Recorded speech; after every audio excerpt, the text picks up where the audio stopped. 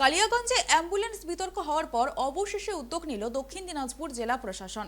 জেলা প্রশাসনের উদ্যোগে বিভিন্ন বেসরকারি অ্যাম্বুলেন্সগুলির ক্ষেত্রে একটা নির্দিষ্ট রেট চার্ট বেঁধে দেওয়া হলো। ফলে রোগী থেকে রোগীর আত্মীয়রা সকলেই সুবিধা পাবেন বলে মনে করা হচ্ছে।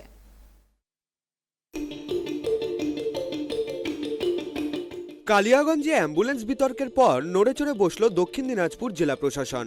এবারে জেলার বিভিন্ন হাসপাতাল থেকে রোগী নিয়ে যাতায়াতকারী সমস্ত বেসরকারি অ্যাম্বুলেন্সগুলির নির্দিষ্ট রেট চার্ট করবার উদ্যোগ গ্রহণ করা হয়েছে দক্ষিণ দিনাজপুর জেলা প্রশাসনের তরফে।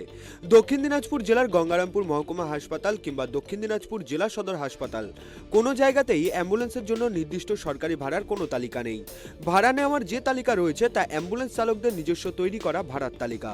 অ্যাম্বুলেন্স চালকদের পক্ষ থেকে জানা গিয়েছে 2020 সালে করোনা পরিস্থিতিতে যে ভাড়া নেওয়ার তালিকা তৈরি করা হয়েছিল সেটাই এখনো পর্যন্ত চলছে।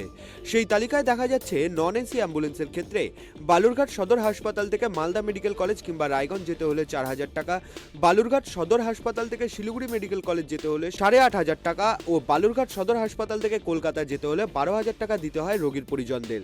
এর পাশাপাশি অক্সিজেন ও এসি গাড়ি নিলে এক্সট্রা চার্জ দিতে হয় বলে জানা গিয়েছে।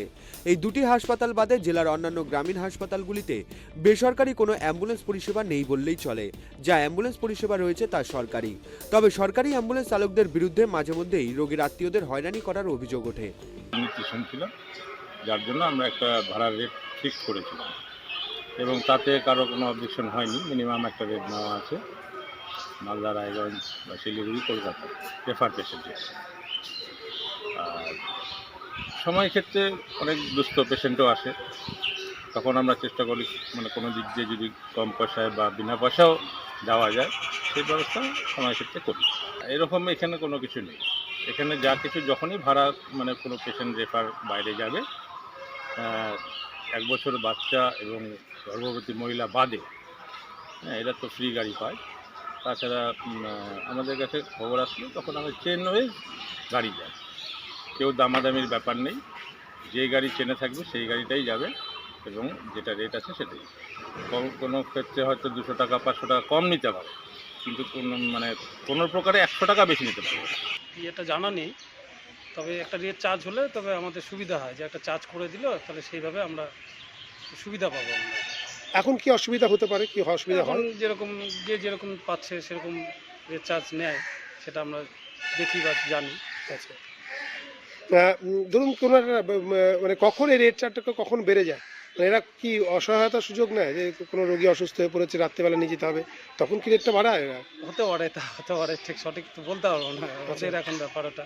আচ্ছা, কি মনে হয় আপনার, এই যদি রেট চার্ট হয় তাহলে কি সুবিধা হয়? তাহলে আমাদের সুবিধা হয় যে একটা চার্ট করে দিল, তাহলে আমরা আগে থেকে সেটা মানে ব্যবস্থা করতে পারবো, সেইভাবে আমরা মানে এগোতে পারবো।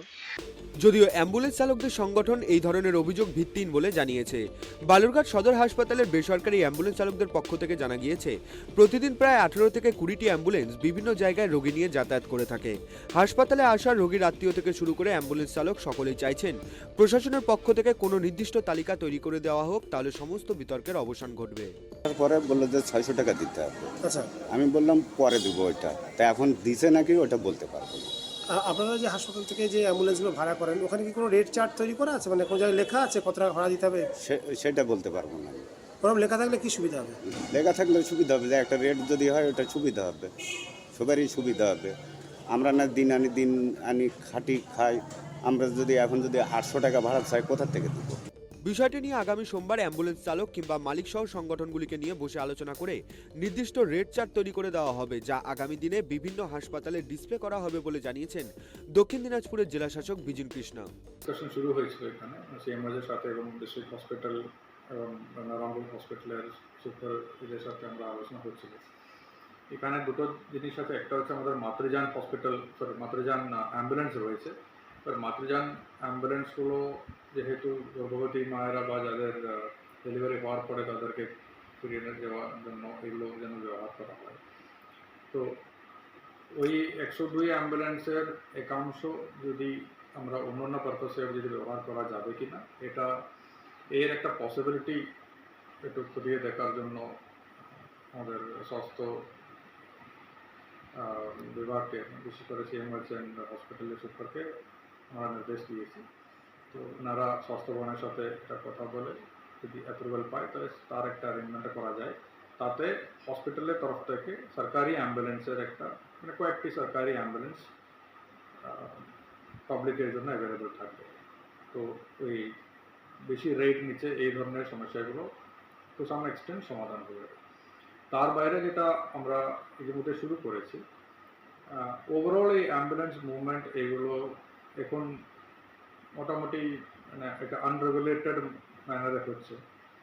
তো মানে মাতৃযানের বাইরে যেগুলো হচ্ছে, মাতৃযান একটু কমপ্লিটলি কন্ট্রোলড একটা প্রোগ্রাম আছে, তার বাইরে অন্যান্য যেগুলো আছে তো সেটা ওভারঅল একটা মনিটর করা, ইফ পসিবল একটু রেট রেগুলেশন করা, যেটাই হোক মানে রেট কত হবে সেটা আমরা এই মুহূর্তে বলছি না, যদি এইগুলো আমরা কিভাবে একটু রেগুলেট করা যায় তাতে পেশেন্ট পার্টিদের কোনো হয়রানি যেন না হয়।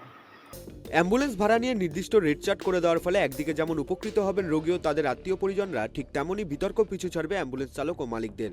প্রশাসনিক হস্তক্ষেপের পর এখন কতদিনের সমস্ত বিতর্কের অবসান ঘটে সেদিকেই তাকিয়ে সকলে। বালুরঘাট থেকে সন্তু দাসের রিপোর্ট, ট্রাইব টিভি।